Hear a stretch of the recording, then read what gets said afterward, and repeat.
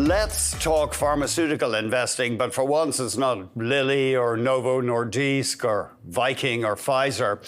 Our focus right now is a company listed in Toronto called DRI Healthcare. And its business model is buying royalties on other companies' pharmaceuticals. We're joined now by Ali Hedayat. He is the interim CEO at DRI Healthcare. It's great to see you. Thanks for having me. Describe the business model briefly, if you would. In simple terms, the business model is helping to fund innovation by investing in the intellectual property that backs pharmaceuticals that are sold in the market. So we go out to the inventors and developers of drugs, we provide them with upfront capital, and we receive a royalty on the back end, which is usually a percentage of sales and potentially some milestone payments alongside that.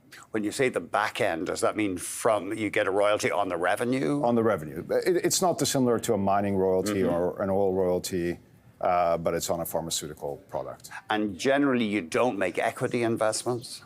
Generally not. We've recently made a small equity investment alongside a transaction we announced last week. It's a $5 million investment in a $100 million royalty transaction.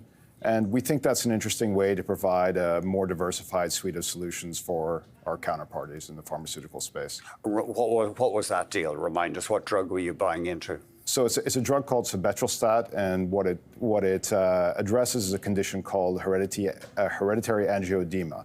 And that's a allergic autoimmune disease that effectively causes swelling in various areas of the body. It's extremely uncomfortable, can be life-threatening in some circumstances, and this is going to be the first oral on-demand treatment for that condition. Your yield is about 3.5%. Is that the sort of level that you're comfortable with? We have both a recurring dividend and a special dividend that we pay. I would say our intent is that somewhere between 20 and 30% of our cash earnings get paid out over time, and I think we'll grow that with the size of the business. And then your market cap, something like $780 million. That's right. Yeah. And then your debt, something like $233 million. Yes. Tell us about that debt. Do you issue bonds or is it bank lines of credit? It's primarily bank lines. We have a pref share issuance as well. That's, I guess, a mezzanine tier in our capital structure. And that was primarily a group of Canadian institutional investors that backed the pref offering. Stock is up about 19% in the past year and a total return of about 27%. I see there was a drop in July. Was that, is our chart yes, it is. Did you have a split or something? Or? No. That was related to an unfortunate incident where our prior CEO left the company on the back of some irregularities on expenses. Oh, yeah, I've forgotten that. Yeah. So you parted with the former CEO? We parted with the former CEO. We conducted a full investigation. We have addressed all the issues underlying that, have completed the investigation, and the manager of the trust, ourselves, have made full restitution to the trust for all the amounts that were improperly billed. How much money was involved, roughly? It was about $7 million US. Right, okay. And then, so your cash right now, roughly $89 million? Or maybe, did you use some of that? We used some of that for the more recent transactions. Okay. Yeah. And so what are your sources of cash apart from the bank lines? It's a very cash-generative business. So the royalty streams, generate on consensus roughly about $140 million of EBITDA. So that's quite a big source of cash for us. Obviously, we have some interest in a few other things that come out of that.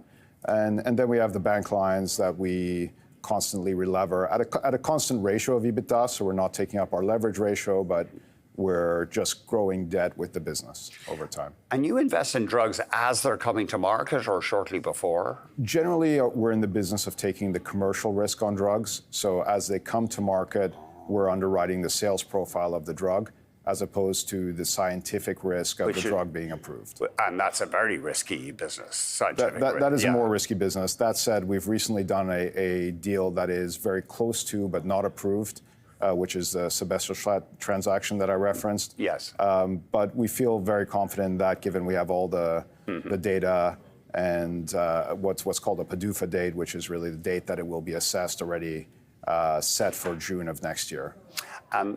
Any obesity drugs? I'm just curious. Does we always everybody get ask asked that you? question. Yeah, we always get asked that question. Yeah. Unfortunately, no, we were not invested in the GLP space.